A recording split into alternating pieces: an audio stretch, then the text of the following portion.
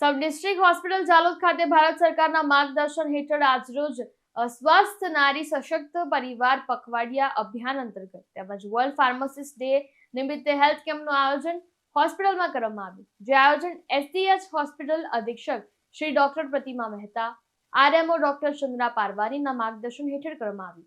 તો આ કેમ્પમાં gynaecologist doctor Priyanka Handa, MD medicine doctor Rohit Taviyad, radiologist doctor Ashwini Soni, dermatologist doctor Bhavna Bhabhor તેમજ medical officer doctor Biren Patel, doctor Satish Bhabhor દ્વારા દરેક રોગને લગતી ઓપીડી જોવામાં આવી અને સેવા આપવામાં આવી. વિશેષમાં વર્લ્ડ ફાર્માસિસ્ટ ડે નિમિત્તે ફાર્માસિસ્ટ ભાવેશભાઈ નાયક દ્વારા દવાઓની સમજ પણ આપવામાં આવી અને ફળફળાદીનું વિતરણ કરી વર્લ્ડ ફાર્માસિસ્ટ ડે ની ઉજવણી કરવામાં આવી.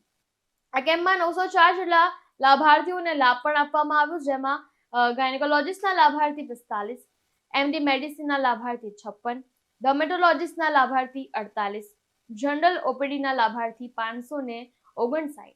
આ સાથે રેડિયોલોજીસ્ટના લાભાર્થી 69, એનસીડી ક્લિનિકના 143 જેટલા લાભાર્થીઓએ લાભ લઈને આ કેમ્પને સફળ બનાવવામાં આવ્યો. તેમજ 456 લાભાર્થીઓએ લેબ ટેસ્ટ કરાવ્યો.